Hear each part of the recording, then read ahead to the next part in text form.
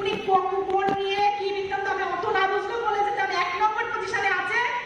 উনি MBA course করায়, যে এমবিএ কোর্স করবে তার হবে, যে করবে না আমি 3 মাসের বেশি তার টাইম দেব না। এইভাবে বহু লিডার এ করবো ও করবো তা করবো বলে এসেছে। আমি 3 মাস দেখেছি, যদি দেখেছি কেউ আমার গুরু দেবাশিস স্যারের ট্রেনিং মিটিং এ না এসেছে আমি তার ছেড়ে দিয়েছি। এবং আমি প্রত্যেকেরই বলবো, যদি কেউ না ট্রেনিং মিটিং এ আসো, কারণ কিন্তু মোদিকে আর হবে না। অন্তত পক্ষে 50,000 ইনকাম সে কোনোদিনই যাবে না। হয়তো একটা দুটো মিটিং আসলে ডিরেক্টর সিনিয়র ডিরেক্টর কোনো রকম ঠেলে গুতে হবে, কিন্তু বড় কিছু সম্ভব না। যদি মনে করো গাড়ি নেব, ফরেন ট্রিপ যাব এবং মিলিনিয়ার হব, কি মাসে 2-5 লাখ টাকা ইনকাম করব, তো অবশ্যই গুরুর এই যে ট্রেনিং মিটিং, অবশ্যই যদি কোনো হাউস ওয়াইফ শুরু করো, চেষ্টা করো তার হাজবেন্ড নিয়ে আসার, দুজন মিলে ট্রেনিংটা অন্তত পক্ষে নাও। এবং ট্রেনিং মিটিং এর এফেক্ট কি আগামী 3 মাসের মধ্যে বুঝতে পারবা। কেউ হয়তো ভাবছে আমি তো 3 মাস ধরে ট্রেনিং মিটিং এ যাচ্ছি তো যাচ্ছি, কই আমি তো ডিরেক্টরই আছি, কিছুই তো হলো না। কে বলেছে হয়নি? প্রত্যেক সময় আমরা, আচ্ছা একটা গল্প বলি। দুজন মানুষ গাছ কাটতে বসেছে, একজন সকাল থেকে রাত পর্যন্ত কুঠার দিয়ে গাছে আঘাত করেই যাচ্ছে, সে 1 মিনিটও বিশ্রাম নিচ্ছে না। আর একজন পাশে একজন দেখা যাচ্ছে 15-20 মিনিট পর 5 মিনিট কি 2 মিনিট দাঁড়াচ্ছে, আর সে যখনই আবার গাছ কাটা শুরু করছে প্রচুর গাছ একসঙ্গে কেটে ফেলছে। তো পাশের জন ভাবছে রহস্য কি, আমি তো করেই যাচ্ছি রে, তো মাঝে মাঝে বন্ধ করছে, বন্ধ করে কিছু করছে না, সে তার কুঠারটা কিন্তু ভালো করে শান দিয়ে দিচ্ছে। তো আমাদের ট্রেনিং মিটিংই হলো আমাদের শান দেওয়ার জায়গা। আমি বৈশাখীর হয় এখনো যদি ট্রেনিং মিটিং এ না আসি, বেশি বুঝে মনে করি প্রোগ্রাম করবো, আমি নিজেই পেরে উঠবো না। অসম্ভব, আমার দ্বারাই সম্ভব না। আজকে ওনার মধ্যে যে নলেজ আছে, ওনার যে লড়াই আছে, উনি যেটা জানে সেটা আমার পক্ষে জানা সম্ভব না। আমি তাহলে তো 4 লাখ প্লাস ইনকাম অবশ্যই করতাম। আমরা প্রত্যেকেই ওনার মতো প্রত্যেকেই চেষ্টা করি 4 লাখে পৌঁছাবো, কিন্তু আমাদের প্রত্যেকেরই ওনার মতো এই সিস্টেমে 3 থেকে 5 বছর একদম সিস্টেম ফলো করে এগোতে হবে। প্রত্যেকেই যাব, প্রত্যেকেই এখান থেকে অনেক বড় একটা জায়গা অ্যাচিভ করা সম্ভব, কোনো মতে কেউ কোনো সময়। আর আরেকটা জিনিস, আমাদের মধ্যে কোনো রকম ইগো রাখা যাবে না। ইগো একদম বাজে একটা পার্ট। অনেক আছে আমাদের না ঠিক মতো টিম মেম্বার মানছে না, ম্যাম আমি যার কাছে যাচ্ছি সে একটু বেশি বুঝছে, আমার আপলাইন হিসেবে সম্মান দিচ্ছে না, এ হয় না, এ সম্ভব না। তাহলে আমি যে 7% নিয়ে এখনো গাড়ি করে ঘুরে বেড়াই। স্যার বলেছিল আপনি মিলিনিয়ার হবেন, যদি মিলিনিয়ারশিপ রাখতে পারেন তাহলে হন, নাহলে হওয়ার দরকার নেই। তো আজকে গুরুর আশীর্বাদে মিলিনিয়ার হওয়ার থেকে মিলিনিয়ারশিপটা ধরে অন্তত পক্ষে রেখেছি, হয়তো বেশি বড় কিছু না করতে পারি, কারণ যেখানে গর্ত দেখি, যেখানে সমস্যা দেখি, আমি কোন টিম কি বৃত্তান্ত দেখি না, সেইখানেই কিন্তু তার গাড়ির পিছনে নিয়ে ঘুরে বেড়াই। অবশ্যই ট্রেনিং মিটিংও চেষ্টা করছি করানোর, কারণ স্যার বলেছিল বিবির পিছনে দৌড়ানোর এটা বিজনেস না। উনি বলেছিল বিবি করে দৌড়ালে হবে না, প্রত্যেকের বোর্ড ধরাতে হবে, প্রত্যেকের ভালো করে প্ল্যান শেখাতে হবে, ভালো করে ডেমো শেখাতে হবে, এবং একটা কনফিডেন্স থাকতে হবে অবশ্যই সবার মধ্যে যে আমি পারবো, এবং মিটিং ট্রেনিং এ আসতে হবে। যে কন্টিনিউ 3 থেকে 6 মাস এই মিটিং ট্রেনিং এ আসতেই থাকবে এবং প্ল্যান শিখে নিজে অনবরত চেষ্টা করবে। আরে 10টা না হোক, প্রথম 10টা হয়তো হয়নি, নেগেটিভ হয়েছে, কি যায় এসেছে, আমার জ্ঞান অর্জন হয়েছে, ওই প্রথম 10টার মধ্যে আমি শিক্ষা পেয়েছি কে কিরকম মানুষ হয়। তো আস্তে আস্তে আমরা কিন্তু এই ট্রেনিং মিটিং এ আস্তে আস্তে আমরা নিজেদের মধ্যেই কিন্তু লিডার তৈরি হব।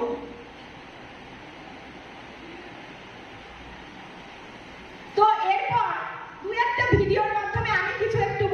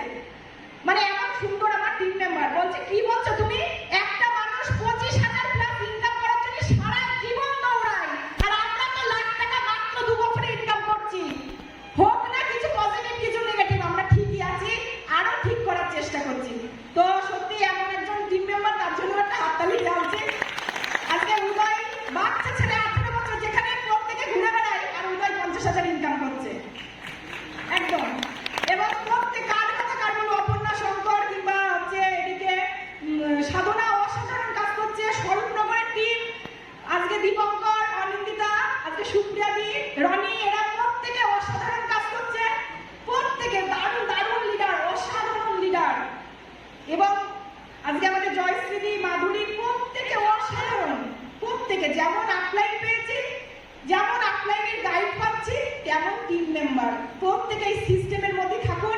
কেউ কখনো বৃষ্টি আসুক, ঝড় আসুক, তুফান আসুক, ট্রেনিং মিটিংটা কেউ বন্ধ করে যে আজকে আমার 10টা জয়েনিং আছে, আমি আজকে ট্রেনিং এ যাবো না, এ সম্ভব না। আপনি একসময় ক্লান্ত হয়ে যাবেন, কিন্তু সিস্টেম আপনার ক্লান্ত হতে দেবেই না যদি আপনি ট্রেনিং মিটিং এর মধ্যে থাকেন।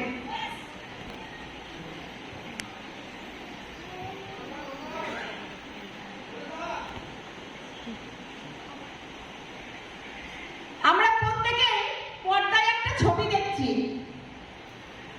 কি দেখছি?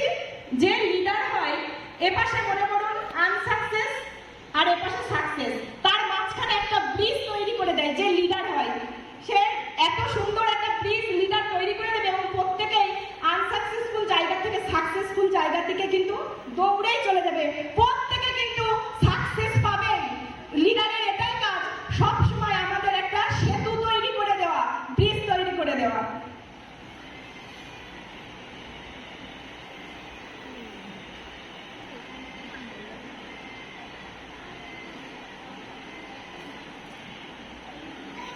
তারপরে একটা ছবিতে আমরা কি দেখছি? যে লিডার সে অবশ্যই পাওয়ার নিয়ে সাকসেস নিয়ে দাঁড়িয়ে আছে, কিন্তু হাত বাড়িয়ে দিয়েছে প্রত্যেকটা টিম মেম্বারের উদ্দেশ্যে।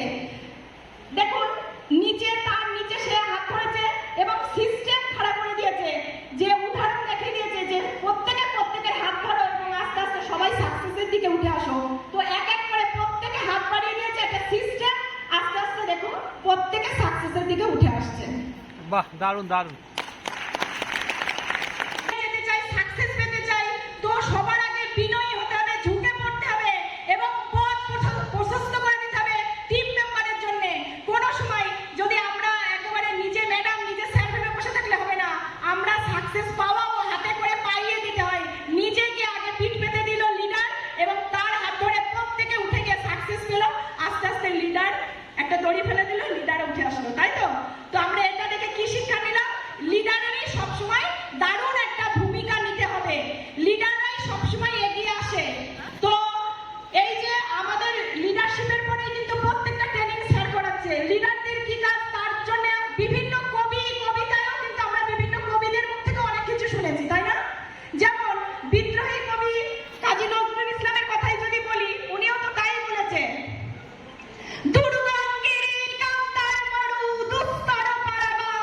লঙ্ঘিতে হবে রাত্রি নিশীথে যাত্রীরা হুঁশিয়ার, দুলিতেছে তরি ভুলিতেছে জল, ভুলিতেছে মাঝি পথ, ছিড়িয়াছে পাল, কে ধরিবে হাল, আছে কার হিম্মত, কে আছো জোয়ান হও আগুয়ান, হাকিছে ভবিষ্যৎ, এ তুফান ভারী, দিতে হবে পারি, নিতে হবে তরিবার।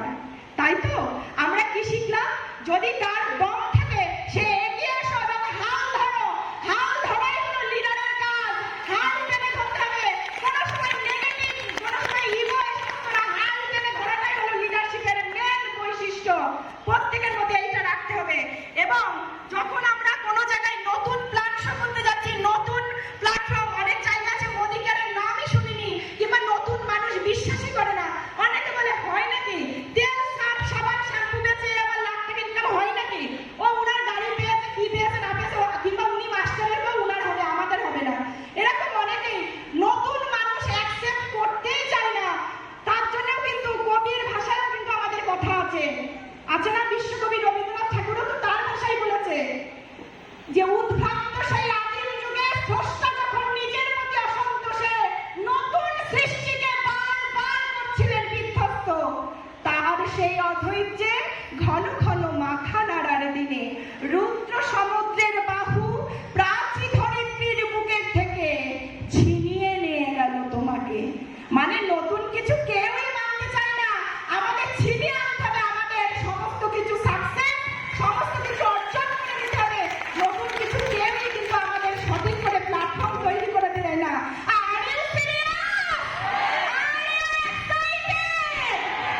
একদম প্রত্যেক সময় আমাদের হাসি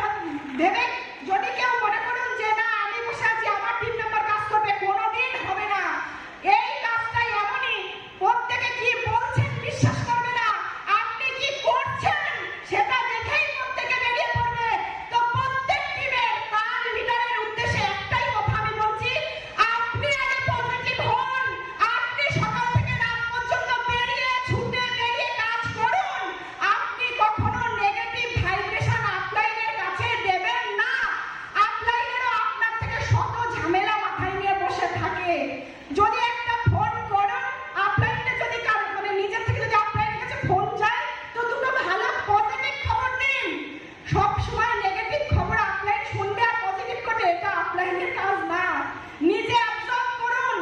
আজকে আমার আপলাইন, আমার গুরু দেবাশিস স্যার জানে, যতটা পারে নিজে অ্যাবজর্ব করার চেষ্টা করে যখন মাথার উপরে জল চলে যায় মনে হয় ওনার কাছে একটু বললে আমার মনে হয় মন হালকা হবে, হয়তো তখন একটা দুটো কথা বলি, কিন্তু আবার নিজেই বলি ঠিক আছে স্যার আমি চেষ্টা করে দেখি না কতটা কি করতে পারি। কারণ আমি না পছন্দই করি না, কারণ অনেক বেশি প্রেশার, অনেক বেশি চাপ নিয়ে কিন্তু উনি ঘুরে বেড়ায়। হ্যাঁ কাজটার মধ্যে কোনো চাপ নেই, প্রেশার নেই, ঠিক আছে, কিন্তু এতগুলো মানুষের লাখ টাকায় নিয়ে যাবো এই স্বপ্ন ওনার ঘুমাতে দেয় না। এই স্বপ্নের জন্যই কিন্তু উনি দৌড়ে বেড়ায় যে আমার টিম মেম্বার যেই আসুক সেই মিলিনিয়ার হবে, কারণ উনি মিলিনিয়ারটা অসম্ভব ভালোবাসে। এটুকু তো আজকে মোদিকে 2 থেকে 2.5 বছরে বুঝতে